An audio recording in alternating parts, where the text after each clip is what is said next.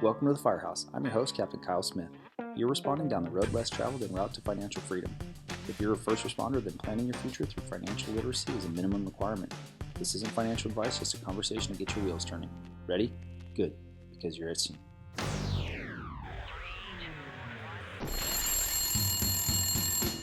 What's up, everyone? It's Captain Kyle Smith, and this week I sat down for a morning meeting with friend and real estate flipper Caleb Rigby. Caleb's the owner of Rigby Homes, and he goes through his process of buying, rehabbing, and then reselling homes at a profit. He has a system dialed in, and he goes through it step by step with us. Hope you guys enjoy it. Caleb, welcome to the bullpen. Thanks for meeting me. Awesome. Thanks, Kyle. Super excited to be here. Yeah, man, me too. I've been trying to get you on the morning meeting here for quite a while. We were finally able to connect, man. I'm really excited to hear about your first alarm. But hey, before we get into that, how have things been going with the pandemic in the Rigby household? Honestly, things have been great. Last year, our kids, like everyone, had to come home, and we became teachers on the spot. And while that tried our patience, I think it made us understand where son and daughter were. So I think we grew closer that way. Now they're going 4 days a week. Super grateful for teachers and everything they do. And then business wise, it's actually helped, and I'm sure we'll get into that. But the market right now in Utah is crazy. Yeah, no, it's been absolutely going off. I've been tracking it myself actually, and have seen some of the markets out there are just going bonkers. It's incredible. But the piece about, bringing the kids home and becoming teachers it's important, right? Because number one, it gives you a greater respect for what the teachers are actually having to deal with. But then two is it's like you're getting that quality time, and they're under your own roof again. And for us, it's been, a blessing in disguise in a lot of ways. It's been challenging, don't get me wrong, but there's been a lot of really good silver lining related to this thing. And, while we're probably trending towards, the flattening of the curve and all that, I think in a way we might look back on this time in our lives with some really good memories. But that's cool. Well, yeah, man, I'm anxious to get this first alarm going. So why don't we do it? Sounds good. All right, cool. Well, first alarm assignment on the San Diego Fire Department, Caleb, consists of 4 engines and a truck. But here at the Firehouse, I'll ask you 4 questions. You give us 1 piece of advice. You ready? Okay, sounds good. Cool. So you're gonna be first in on your first alarm, and when you're first in on your first alarm, you got to give a size up, and that's who you are, where you work, and how long you've been doing it. Perfect. So Caleb Rigby, born and raised in Utah. I own a house flipping company here in Utah, Rigby Home Buyers. Awesome. And how long you been doing that? 5 years, but only 2 years full time. I quit my day job in April of 2019. Right on, man. Good for you. For those folks that are listening, Caleb, who aren't really familiar with flipping, maybe they've kind of heard of it, don't really know that much about it. Can you just explain exactly what a flipping business is, and then what made you quit your day job and get into flipping in general? Yeah. So flipping in general is you're trying to buy a distressed house. It's there's a reason that they're selling to a flipper, because it needs a lot of repairs. It can't get financed, so you're finding a distressed house. You're trying to buy it at a discount, so that of course you can make money. So you're going in there, you're doing all of the updates. It's not as glamorous as they show it on the TV shows, and we've kind of systematized it so that we're doing a lot of the similar houses here in Utah, kind of entry level, and we're doing the same, trying to do as much of the same stuff in every single house so that it cuts down on the decision fatigue that we have. That's perfect, man. The decision fatigue, that is a real thing. That actually is really familiar to our folks. Decision fatigue is a thing in the fire service as well, where it just wears you out. And after a while, you just kind of give up on the thing. But the other nice thing about kind of doing those entry level houses and doing it all the same, like you guys know exactly what you want to put in these houses, and then you have the ability to scale because you can buy bulk appliances, you can buy bulk paint or tile or whatever you're putting into your homes. You can buy those at scale, which you wouldn't get it trying to do a different plan for every single house. So I have that right?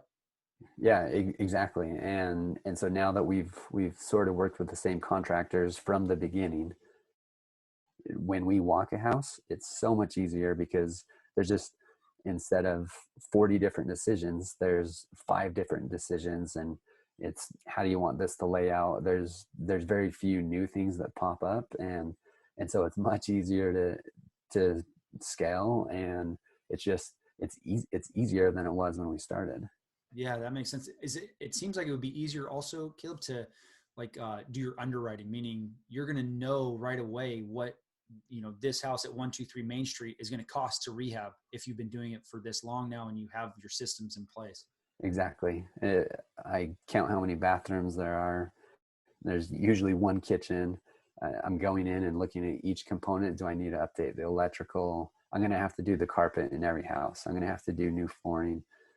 Am I doing the roof? Am I doing windows? And now that I think we've done I think we've done 60 flips. So now that I have 60 flips I have historical data, I can go back and I can get my numbers really, really close to, I mean, at first my budgets I was way over. I was overextending ourselves and just not doing great at it. And now I'm really dialing it in, and I'm pretty darn close each time.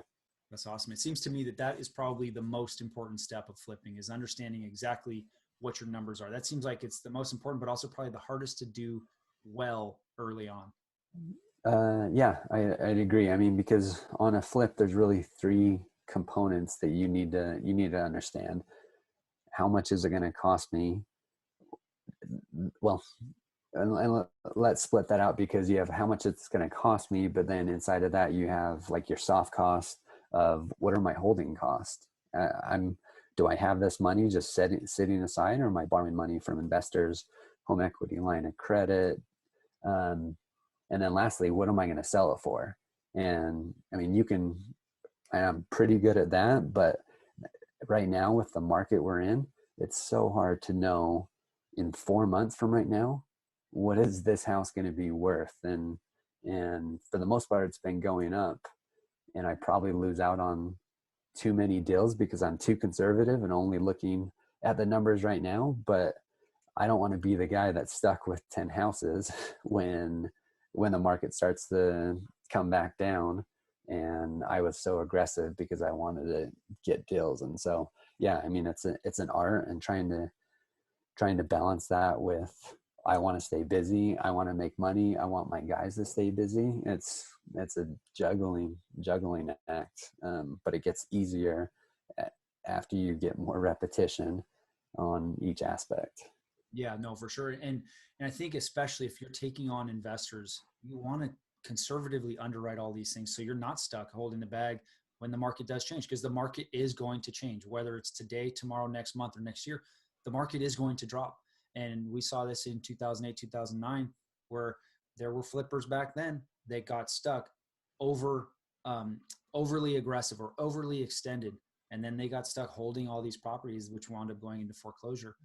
But I guess I want to just circle back really quick. Like, how did you get into the flipping business in the first place? I mean, you're sitting here now 5 years in, 60 flips under your belt, but back then, like, how did you get started in this thing? I mean, on a flip, there's really 3 components that you need to understand.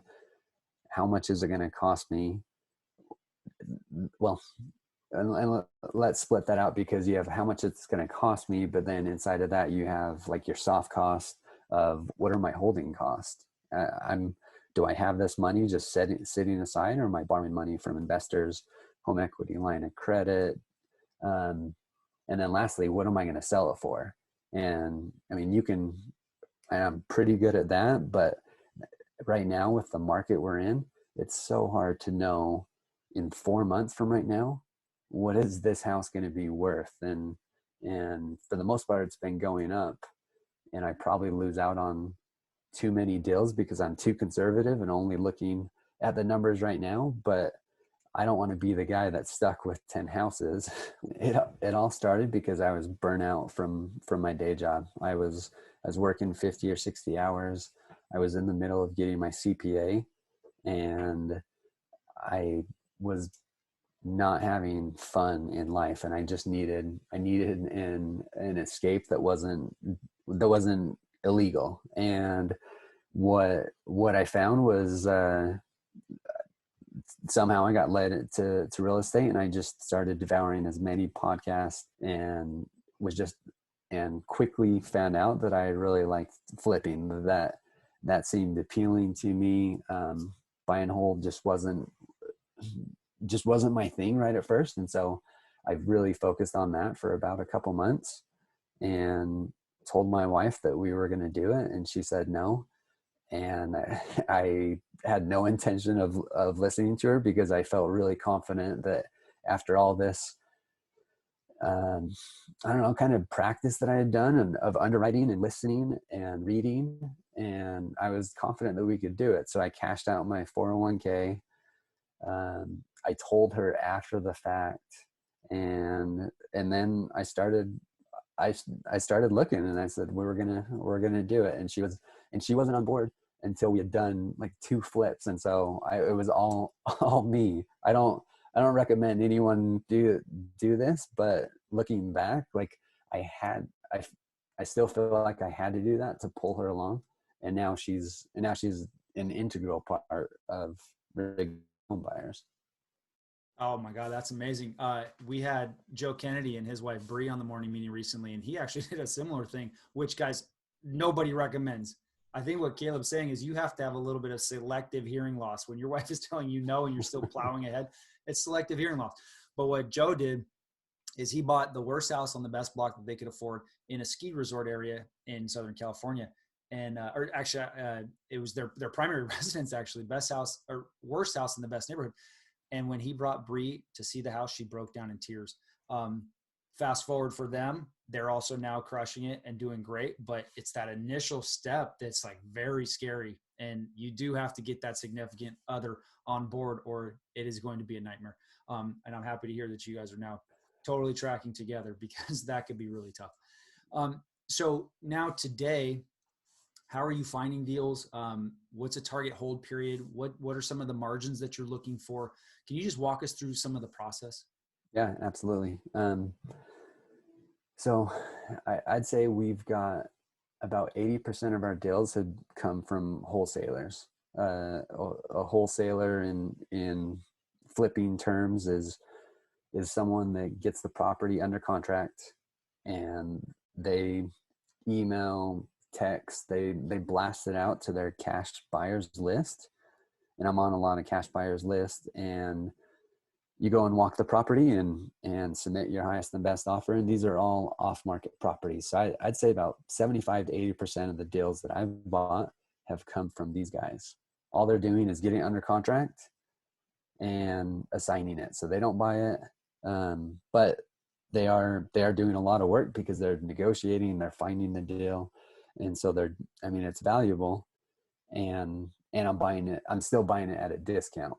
It's much better than buying it from the MLS. So we've done a lot that way. We've sourced some deals ourselves from Facebook ads, mailers, PPC, ringless voicemail worked for us for a while, referrals, and we bought a few off MLS. So that's how we're finding deals. My role in the company, I still take that on, and I'm spending probably 70% of the time doing that, just because it's so competitive right now. Our bread and butter flip will take us from beginning to end, will take us 3 months. And so we buy it. It takes us 5 weeks to rehab, because I don't like doing gut jobs. They're more than paint and carpet, but they're not tearing everything down. These are $35,000 to $40,000 rehabs, 5 weeks, and then we're listing it, and we're out. And so we're between juggling, because right now I think we have 6 projects going on. So juggling contractors, we usually don't start for a few weeks after we buy it, rehab it, list it under contract, in and out in 90 days. And at a minimum, and every market is different, we want to make at least 25,000 on each flip. If I think the house is going to sell for over 250,000, then I want at least a 10% of the ARV in profit. So sell it for 350,000. I want to make at least 35,000 on that flip. That makes perfect sense. So it's for folks that aren't from the Utah market and where you are, it's less important to know, like, you're selling a house for 250,000 or 350,000, like what that buys here is going to look a lot different than what you're going to buy out in your market. The key is that 10% that 10% margin. But I want to just circle back really quick. You're talking about wholesaling and off market deals and that sort of stuff. Like, how do you know if a wholesaler is legit? A lot of times a wholesaler, for folks that are listening, aren't that familiar. Wholesalers can kind of come and go. They're like fly by night. They aren't that trustworthy. They're pretty shady characters. How do I know if I'm approached by a wholesaler with this great off-market deal that they actually are who they say they are? They actually know how to run numbers, something that's going to fit my investment profile. How do I like vet a wholesaler? I mean, we could talk about hours for this, because I mean, that's what I deal with every day. And in Utah, there are, I mean, there's probably 10 wholesalers that are dominating the market, that are doing 80 to 90% of the deals. And so, I mean, everyone knows them. And so I'd say there's less vetting of them, but more vetting of their numbers, because they're in the business to make as much money as possible. They make the most money possible by sending it out at 150,000 and getting someone to pay them 200,000 because there's a bidding war. And so the way that I do it is that normally when they send an email, they'll put in what they're asking for, how much the house needs in repairs, and what the house can sell for. They usually stretch the truth as much as possible to say it's going to sell for X. My wife is a realtor, and so I have access to all the comps, and I'll do my own research, and usually they're $5,000 to $10,000, maybe more, under what I think realistically it should sell for. And so I just have to fact check everything. I never take their word for it. I think that's a surefire way to lose money on a deal, because they have if you end up losing money on the deal, it really doesn't matter to them. It just means you won't be a buyer for them in the future, and they'll find some other sucker to overpay. So there's less vetting of wholesalers and more just running your own numbers and coming up with what makes sense for your company to offer, if that makes sense. I think that's true in any investment, right? You have to do your own due diligence, whether it's a flip with a wholesaler or it's an investment in the stock market or whatever. You have to do your own due diligence. Nobody's going to hold your hand through this thing. But at some point, you get your information, you vetted it to the extent that you can. And at some point, you're going to have to prove to the wholesaler that you can perform and you can actually close. So I think it's like a combination of a couple of things happening there. But I notice a lot of wholesalers, they'll say, hey, I got this great property over here. All it takes is paint and new carpet. It never comes down to just paint and new carpet. It's always other things, right? So if you're interested in getting into flipping, if you're interested in working with a wholesaler, like Caleb's saying, guys, just do your own due diligence. It's never just paint and carpet. There's going to be other things that you're going to have to set aside reserves for in order to fix that place up. Now, speaking of that, do you have a favorite mistake, Caleb, that you've made over the course of your investing career that you're willing to share, but then also something you maybe learned from or got better by?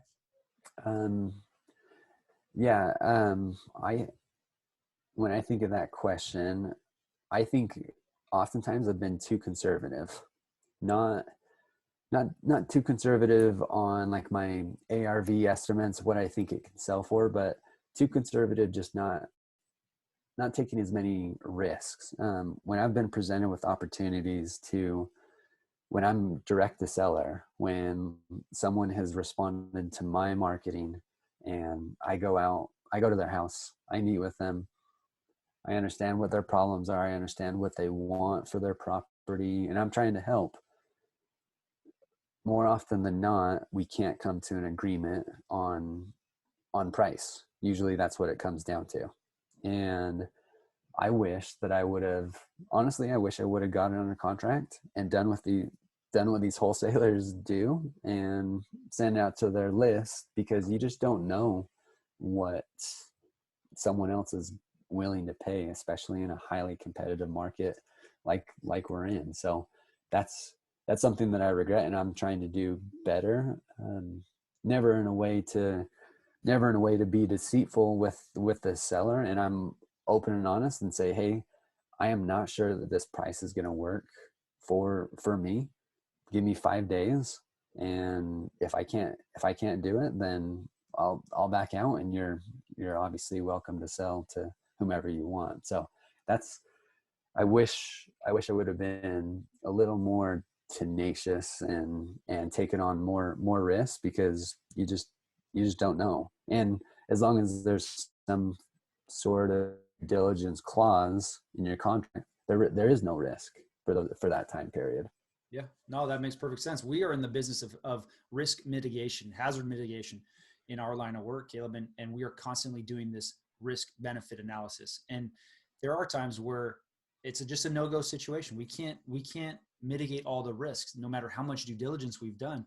And so for us, we just back out, and we have to stand by. I think though that as you do this more and more, talking about the flipping business for folks listening, and you can tighten up those numbers a little bit more, then you maybe become more comfortable extending yourself a little bit, knowing that you can still perform on the back end. And so while, yeah, it may feel like you missed out on opportunities because you didn't take more risk, you're still here to fight another day. So in reality, it's not that big of a deal. But I do want to circle back. You mentioned ARV. Can you just share exactly what ARV is for folks? Yeah, ARV is after repair value. It's just after the house is flipped, what should it sell for? So it's basically what the market will return after you've done all the repairs that you're scheduling. Yep, exactly. If somebody's really interested in this, Caleb, where would you send them to get started, or what would you recommend for them to get started in a flipping type business? I mean, I think podcast, honestly, there's so many that focus on flipping specifically, that like on your drive to work, when you're at the gym, put it on 2 times speed, and you can listen to so many so quickly, and you're listening to people that are doing 50, 60, 100 houses a year, and you can just understand their processes, their systems, and all you do is still from them. That's all I've done. I haven't invented anything new, and because it doesn't need to be. Real estate and flipping has been here for so long, and so that's what I would suggest is listen to podcasts. Go to, if in your area there's real estate meetups, go to those. Find people that are actually doing deals and model them.